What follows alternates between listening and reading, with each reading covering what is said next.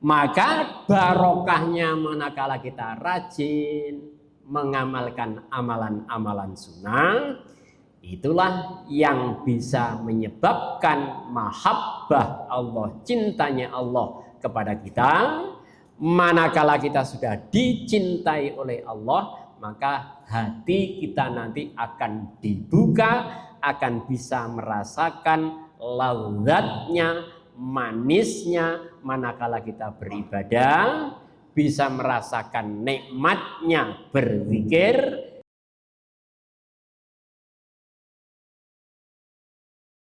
Bapak Ibu jamaah salat subuh Masjid Agung rahimakumullah.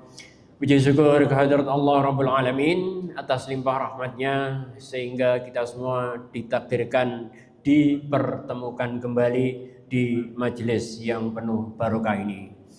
Kemudian kita lanjutkan kajian kita. Kitab Riyadhus Shalihin karya Syekh Abu Zakaria Yahya bin Syaraf Ad-Dimashqi, Damaskus atau An-Nawa atau yang kita kenal dengan sebutan Imam Nawawi. Bahasan kita terakhir masih pada sampai bab tanda-tandanya kalau seseorang itu dicintai Allah, atau kebalikannya tanda-tandanya manakala Allah mencintai seorang hamba, yaitu direalisasikan, dibahas pada bab ini. Yang terakhir kita membahas hadis yang terakhir, yaitu yang menerangkan tentang ini, amalan yang paling dicintai oleh Allah adalah apa yang diwajibkan oleh Allah kepada kita. Jadi amalan yang paling dicintai Allah itu adalah apa yang diwajibkan kepada kita. Akan tapi manakala seorang hamba itu rajin mengamalkan amalan-amalan sunnah, maka seorang hamba itu akan mendapatkan cinta yang khusus dari Allah. Di antaranya yaitu wa in sa'alani a'taitu, yang terakhir itu, manakala hamba itu memohon kepadaku Allah, niscaya Allah akan mengabulkan permintaannya. Wala in ista'adzani, dan manakala seorang hamba yang rajin melakukan amalan-amalan sunnah, maka manakala hamba itu mohon perlindungan, Allah akan melindungi. Jadi yang terakhir itu menerangkan tentang ini.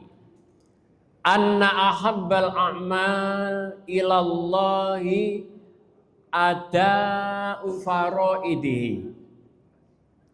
Jadi sesungguhnya amalan yang paling dicintai Allah adalah ada'u fara'idihi, yakni mengamalkan atau melaksanakan apa yang difardukan oleh Allah.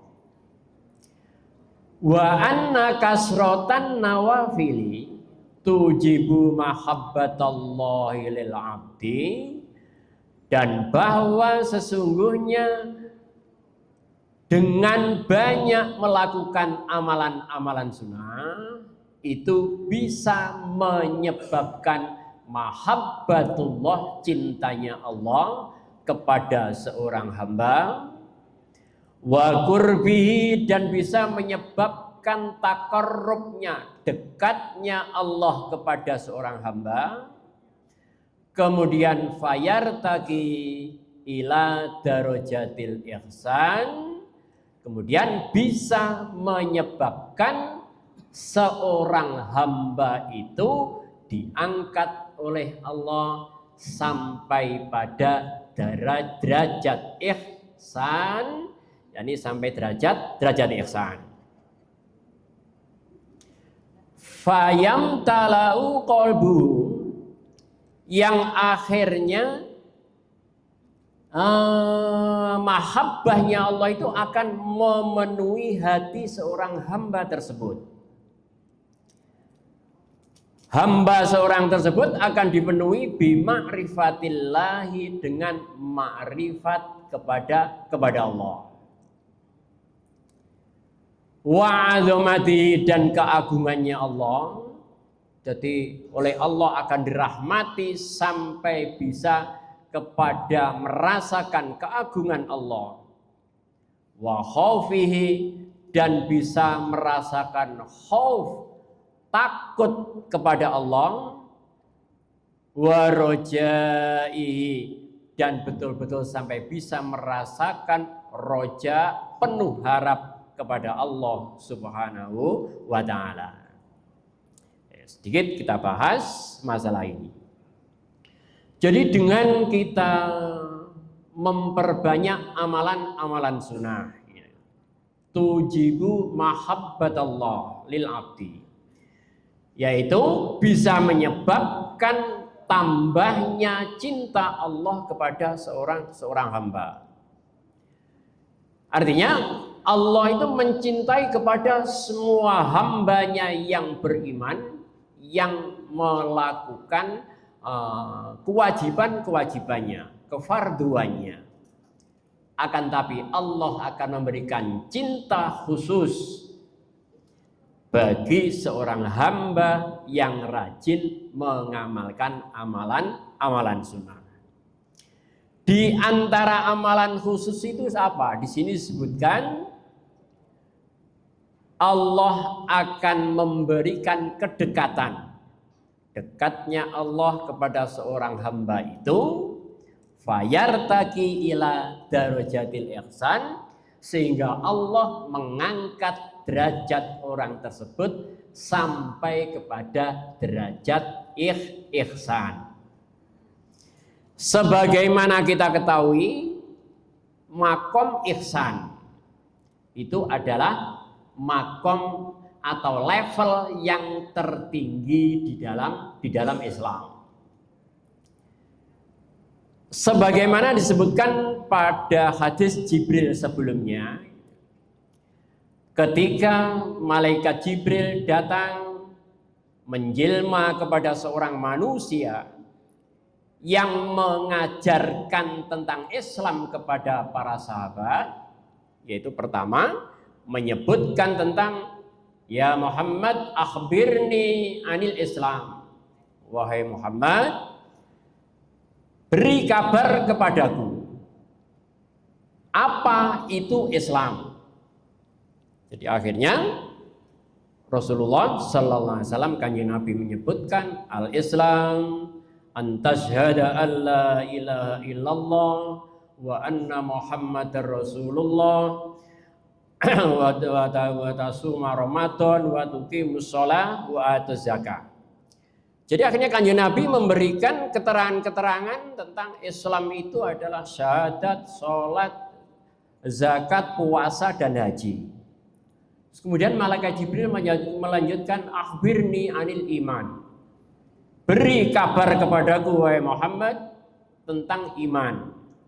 Lalu kanjeng Nabi menyebutkan al-iman antu'mina billahi wa malaikati wa kutubi, dan seterusnya sampai rukun iman yang keenam. Yang ketiga yaitulah malaikat Jibril bertanya, wa akhbirni anil ihsan. Apa itu ihsan? Akhirnya kanjeng Nabi menjelaskan yang namanya ihsan itu adalah anta'budallah ka'annaka tarahu fa in lam takun tarahu fa innahu yara.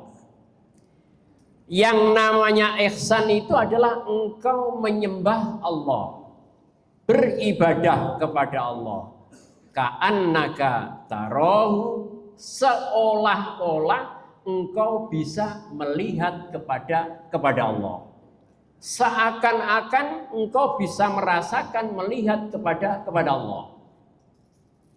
Fa in lam takun tarahu, apabila kamu tidak bisa melakukan yang demikian, Maka opsi yang kedua adalah fa innahu yara, engkau mesti yakin bahwa Allah itu adalah maha melihat kepada engkau. Nah, inilah pada derajat ihsan ini yang diterangkan di sini, bahwa seseorang yang rajin mengamalkan amalan-amalan sunnah oleh Allah akan diberi karunia diangkat sampai derajat ihsan ini. Derajat ihsan kalau kita bahas dengan bahasan yang lain, yaitu merupakan rahmat Allah yang khusus. Artinya seseorang bisa merasakan sampai derajat ihsan ini adalah orang-orang yang diberi rahmat oleh Allah Subhanahu wa ta'ala. Itu kaitannya dengan bahasan bab ini ya. Darajatul ihsan. Ini sebentar. Kemudian fayam talau qalbu. Ini. Akhirnya orang itu hatinya akan dipenuhi dengan ma'rifatullah. Jadi manakala orang itu rajin mengamalkan amalan-amalan sunnah, Allah akan memberikan karunia hati seorang tersebut akan dipenuhi dengan ma'rifatullah. Ma'rifatullah itu mengenal Allah. Lah, para ulama di dalam membahas ma'rifatullah ini kan dibagi menjadi dua kelompok. Yang pertama ma'rifatullah secara keilmuan, secara ilmiah. Dan ini diberikan kepada ammatul muslimin.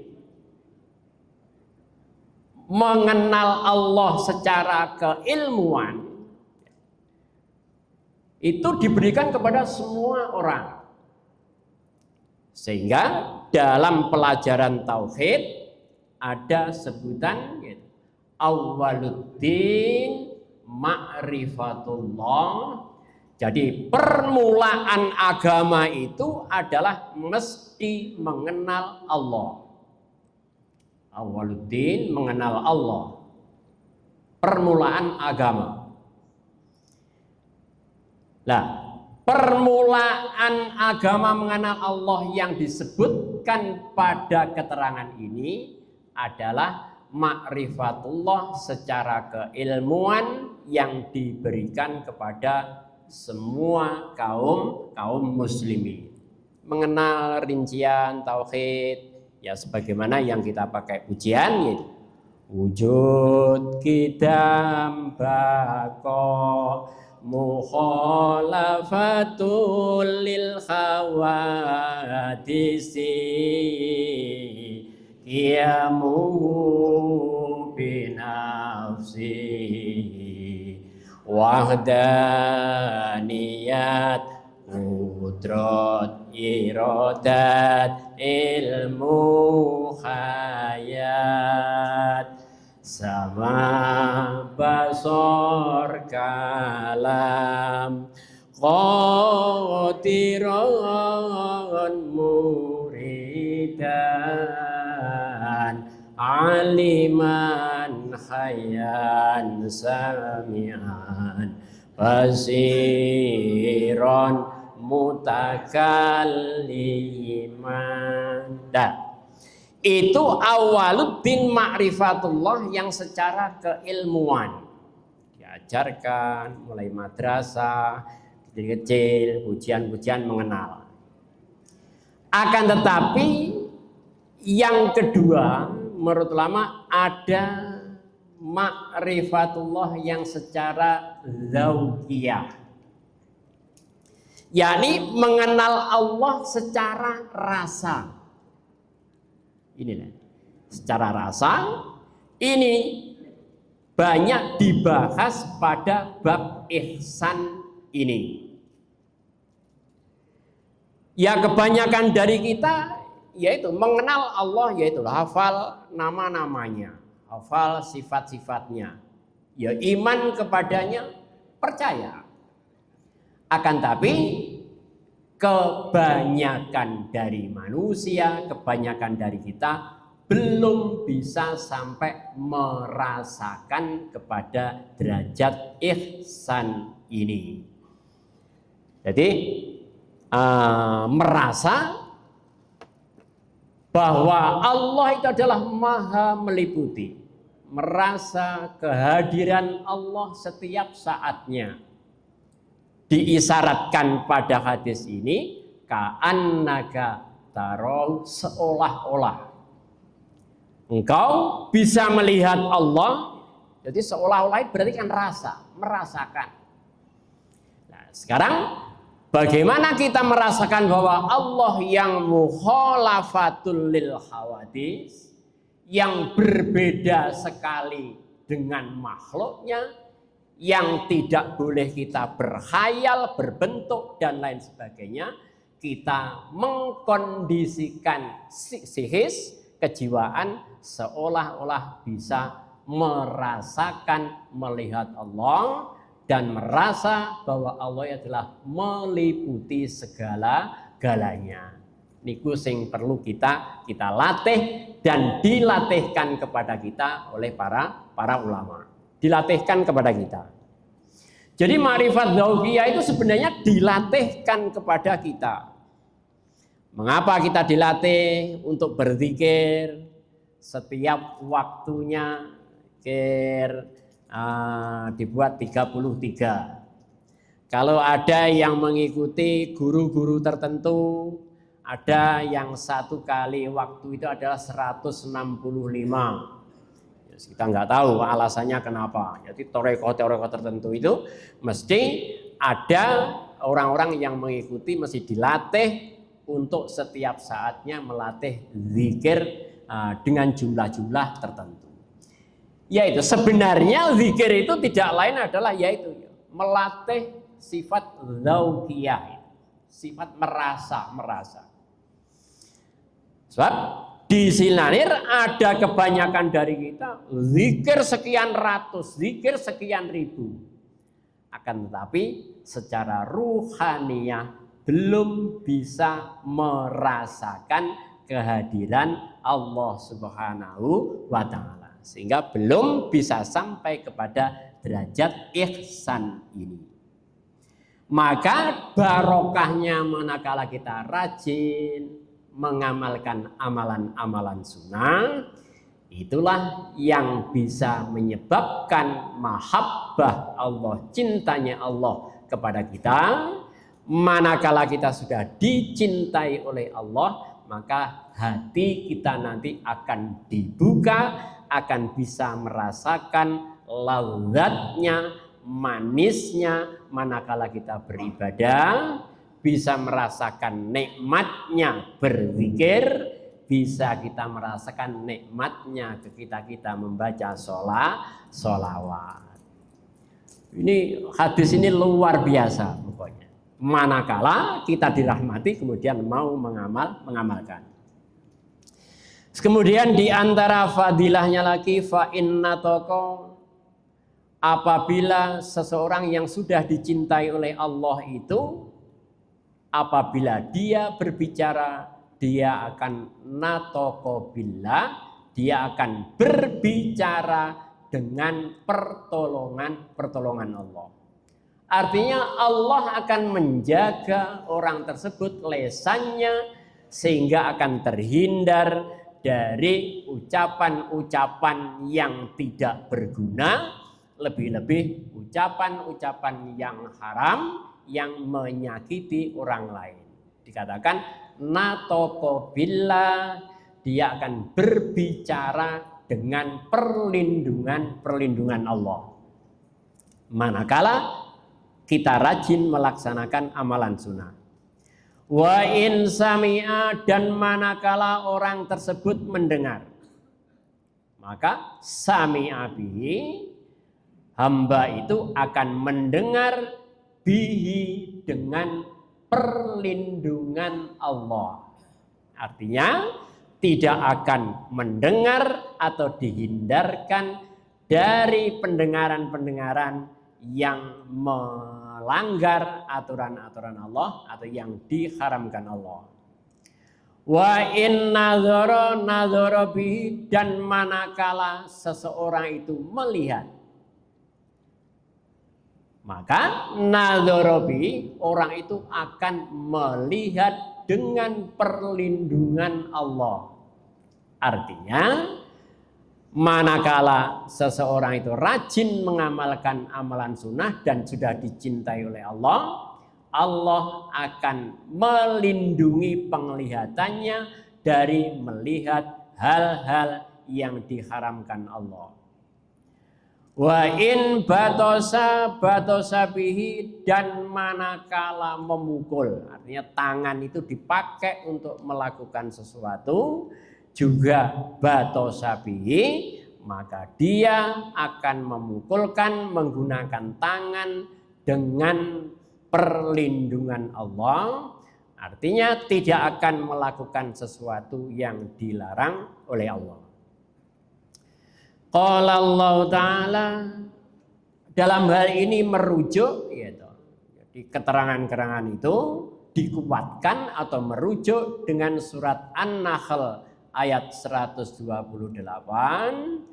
yang berbunyi a'udzubillahi minasyaitonir rajim. Innallaha ma'al ladzina taqaw walladzina hum muhsinun.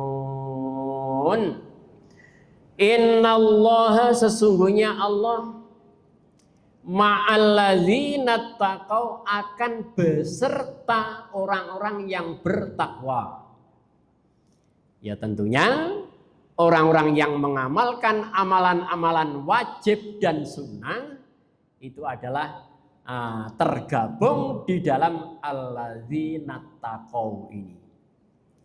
Walladzina hum muhsinun, dan Allah akan beserta orang-orang yang muhsinun, yang senang berbuat baik. Ya. Jadi al-ihsan, ya ini kaitannya dengan muhsinun ini, yaitu muhsinun al-ihsan, yaitu derajat ihsan itu, yaitu manakala seseorang sudah senang melakukan suatu perbuatan baik, di antaranya adalah amalan sunnah. Ya, amalan sunnah, muhsinun, berbuat baik dengan yang lain. Yang interpretasinya, penafsirannya muhsinun itu kan banyak dibahas pada sebelumnya, ya termasuk tidak menyakiti orang lain, kemudian berbuat silaturahim kepada saudara-saudaranya. Kemudian hadis berikutnya, wa anhu, dan masih diriwayatkan dari Abu Hurairah radhiyallahu anhu, semoga Allah meridhoi. Anin Nabi, saking kanjeng Nabi Muhammad sallallahu alaihi wasallam, qol, kanjeng Nabi dawuh, idza ahabballahu ta'ala al-'abda, manakala Allah itu mencintai seorang hamba, nada Jibrila, maka Allah akhirnya akan memanggil Jibril. Seraya Allah berfirman, innallaha ta'ala yuhibbu fulanan. Wahai Jibril, sesungguhnya Allah Ta'ala itu mencintai fulan, seseorang. Fa'ahbibhu, maka cintailah dia. Jadi akhirnya ada suara panggilan yang memanggil kepada malaikat Jibril supaya mencintai seseorang yang dicintai oleh Allah. Akhirnya fayuhibbuhu Jibril, akhirnya malaikat Jibril juga benar-benar mencintai orang tersebut. Lalu fayunadi fi ahli sama, kemudian disampaikan panggilan kepada ahli langit, penduduk langit. Tentunya penduduk langit para malaikat. Setelah itu disampaikan bahwa innallaha yuhibbu fulanan, bahwa Allah mencintai seseorang. Fahibbuhu, maka cintailah engkau kepada seseorang tersebut. Akhirnya fayuhibbuhu ahlus sama, akhirnya penduduk langit mencintai orang tersebut, orang yang diumumkan dicintai oleh Allah. Summa yudha'u lahul qabul, yang akhirnya rasa mahabbah cintanya itu al-qabul, yakni mahabbah cintanya itu diterimakan kepada fil ardi, kepada penduduk bumi. Jadi cintanya Allah, mahabbahnya Allah, cintanya malaikat itu kemudian akan berimbas, berdampak kepada penduduk bumi, yang berakibat penduduk bumi akhirnya ikut mencintai orang tersebut, yakni manakala hamba tersebut sudah dicintai oleh Allah Subhanahu wa ta'ala. Demikian besarnya. Ya. Jadi kalau fadilahnya manakala seseorang sudah dicintai oleh Allah, yaitu Allah akan membuat pengumuman di langit kepada malaikat Jibril, kepada penduduk langit, bahwa Allah mencintai kepada hamba tersebut, dan Allah memerintahkan seluruh penduduk langit mencintainya, dan akhirnya berimbas kepada penduduk bumi akan mencintai orang tersebut pula. Barokah banyak mengamalkan amalan-amalan sunnah. Wa fi riwayatil muslimin, dan dalam riwayat Muslim, ya, ini pakai teks yang agak berbeda.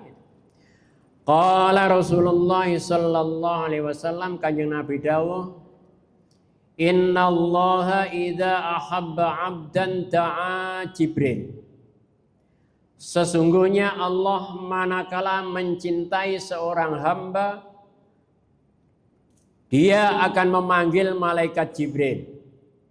Faqala, seraya berkata, inni uhibbu fulanan fa'ahbibhu. Wahai Jibril, aku Allah mencintai seseorang. Fa'ahbibhu, maka cintailah dia. Fayuhibbu Jibril, akhirnya malaikat Jibril juga mencintai orang yang dicintai oleh Allah. Summa yunadi fis sama, kemudian Allah memanggil penduduk langit. Fayaqulu, Jibril ini. Summa yunadi, maka malaikat Jibril memanggil penduduk langit. Fayaqulu, seraya berkata, innallaha yuhibbu fulanan fahibbuhu. Sesungguhnya Allah mencintai seseorang, fahibbuhu, maka cintailah dia. Fayuhibbuhu ahlus sama, maka penduduk langit akan mencintai hamba tersebut. Summa yudau lahul qabul fil ardi, dan kemudian cintanya penduduk langit itu akan berdampak atau diterima oleh penduduk bumi. Wa idza abghadu 'abdan da'a Jibril. Dan apabila Allah murka kepada seorang hamba, Allah pun akan memanggil malaikat Jibril. Fayaqulu, seraya berkata, inni abghadu fulanan fa'abghidhu. Sungguh saya membenci atau murka kepada seseorang. Fa'abghidhu, maka bencilah dia, murkailah dia. Fayubghidhu Jibril, kemudian malaikat Jibril juga memurkainya. Summa yunadi fi ahli sama, kemudian malaikat Jibril juga menyampaikan kepada penduduk langit bahwa innallaha yubghidu fulanan, bahwa Allah itu adalah murka kepada seseorang. Fa'abghiduhu, maka murkailah dia. Summa tudau lahul bawda'u fil ardi, kemudian kemurkaan itu juga akan berdampak kepada penduduk-penduduk bumi. Jadi ini kaitannya dengan hadis atas, barokahnya manakala seseorang dicintai oleh Allah. Untuk bisa mendapatkan cinta Allah, keterangan hadis itu adalah dengan memperbanyak amalan-amalan sunnah. Namun al-muradu bil qabul, yakni yang menerangkan bahwa pada akhirnya penduduk apa yang disampaikan oleh penduduk langit itu tadi, yaitu akan diterimakan kepada penduduk bumi. Ini penjelasannya. Al-muradu bil qabul, yang dimaksudkan dengan diterima oleh penduduk bumi artinya al-hubbu lil abdi fi qulubi ahliddin wal khair, maka akan ditimpakan, akan dikaruniakan, diberikan kepada seorang hamba, itu penduduk bumi akan diberi karunia Allah cinta kepada seorang hamba yang dicintai oleh Allah, yakni ahluddin, orang-orang ahli agama, ahli-ahli kebaikan, wal khair, dan orang-orang ahli kebaikan akan senang mencintai orang tersebut. Jadi makanya kalau bahasa kita bahasa barokah itu tadi, yaitu barokahnya banyak mengamalkan amalan-amalan sunnah, yaitu menyebabkan orang-orang solih, orang-orang baik itu adalah cinta kepada orang tersebut. Qala Allah Ta'ala, rujukan dari keterangan ini adalah surat Maryam ayat 96 yang berbunyi a'udzubillahi minasyaitonir rajim.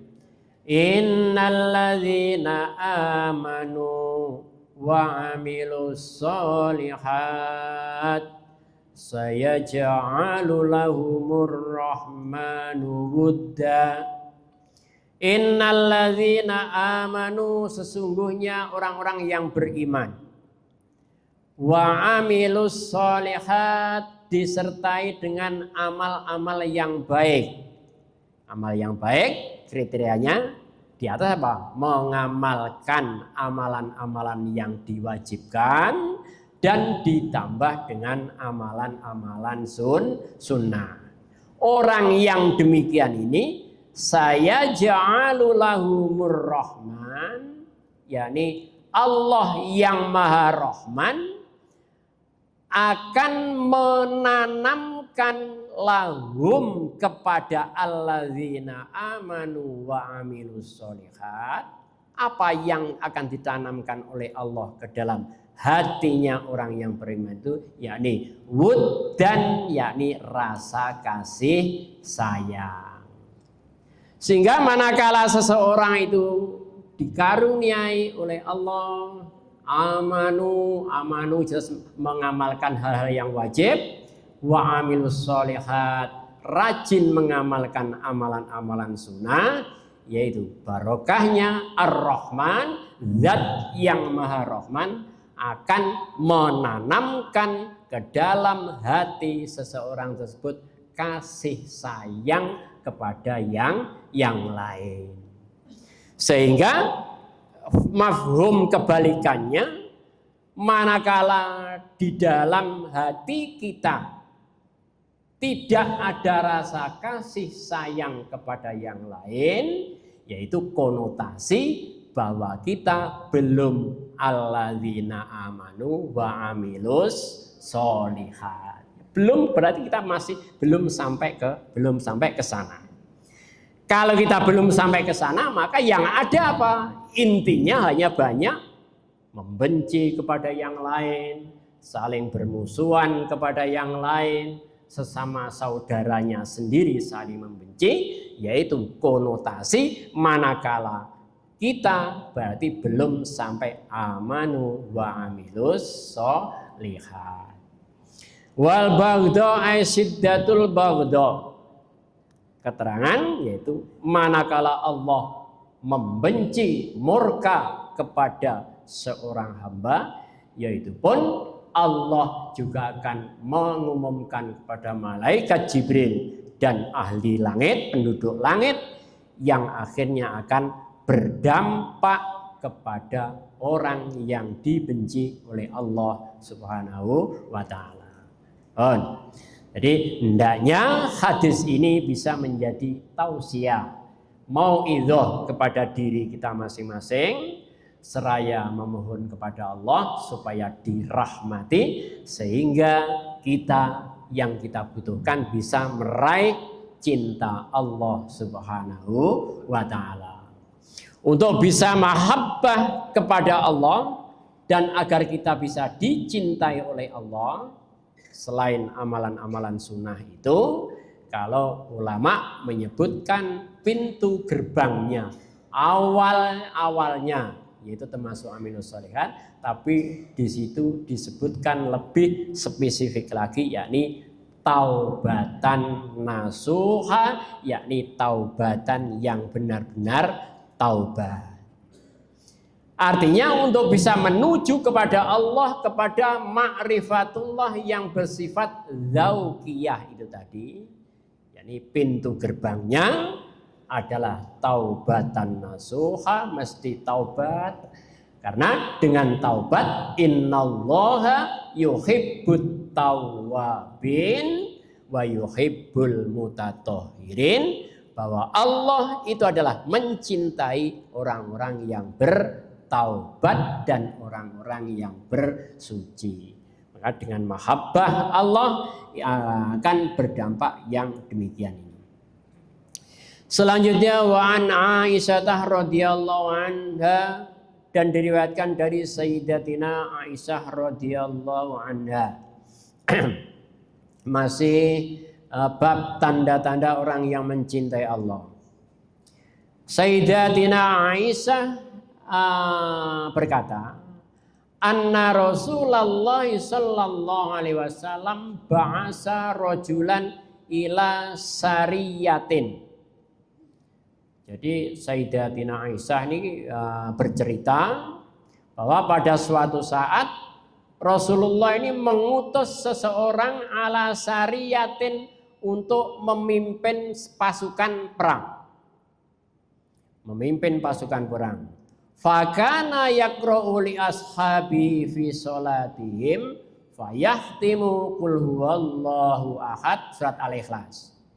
Akhirnya seorang yang memimpin pasukan perang itu ketika menjadi imam sholat pada pasukannya, fayahtimu mesti diakhiri dengan surat Ikhlas. Qul huwallahu ahad, Allahu samad. Dikasih surat yang pendek. Falamma roja'u, ketika pasukan perang itu kembali ke Madinah, zakaru dzalika li Rasulillah sallallahu alaihi wasallam. Akhirnya disampaikan kepada Rasulullah sallallahu alaihi wasallam. Kanjeng Nabi gitu. Komandan kula niku lek salat gitu. Terakhir niku mesti diakhiri dengan surat Ikhlas. Faqala, maka berkatalah Kanjeng Nabi, saluhu li ayyi syai'in yasna'u dzalik. Ya coba tanyakan mengapa dia berbuat demikian. Padahal Kanjeng Nabi tidak melakukan demikian. Akhirnya fasa'aluhu, maka sahabat itu bertanya kepada komandannya itu.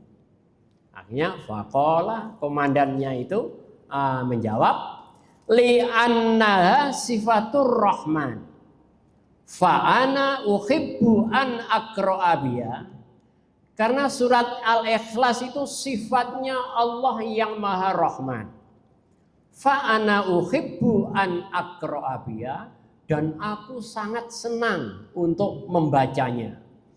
Karena di dalam surat Al-Ikhlas mulai dari Qul huwallahu ahad. Ini kan sifat Allah yang esa. Ahad itu esa. Allahus somad. Allah tempat bergantungnya segala sesuatu. Jadi menghayati makna itu, orang itu senang. Akhirnya apa? Jawab Rasulullah SAW. Faqala Rasulullah SAW. Niku jawab kanjeng Nabi, mengapa dia senang membaca surat itu? Yaitu menyatakan karena di dalam surat Al-Ikhlas itu terdapat sifat Allah dan orang itu senang membacanya. Akhirnya disampaikan kanjeng Nabi, niku jawabannya kanjeng Nabi. Oh, kalau begitu akhbiruhu annallaha ta'ala yuhibbu. Kalau begitu kabarkan kepadanya bahwa Allah adalah mencintai dia. Karena dia senang membaca surat itu karena cintanya kepada Allah. Akhirnya melalui Rasulullah bahwa Allah juga mencintai orang tersebut. Sampun, jadi ada sedikit kita lanjutkan pada minggu depan. Ya inilah di antara perbuatan yang tidak dicontohkan oleh Rasulullah Sallallahu Alaihi Wasallam, tapi dilakukan oleh sahabat. Tapi akhirnya Rasulullah membenarkan. Maka kadangkala yaitu ada fatwa bahwa sesuatu itu kalau baik mestinya kan dicontohkan oleh para sahabat atau oleh Rasulullah Sallallahu Alaihi Wasallam. Ini diantara kreativitas untuk melakukan hal-hal yang baik adalah yang dibenarkan oleh Rasulullah Sallallahu Alaihi Wasallam. Dan inilah yang banyak diamalkan oleh para ahli sunnah wal jamaah. Sampun, mudah-mudahan menjadi keterangan yang bermanfaat, yang akhirnya kita diberikan rahmat, mau dan mampu mengamalkan ajaran tersebut. Amin ya rabbal alamin. Bi barakati wa sirril Quran. Al-Fatihah. A'udzu billahi minasyaitonir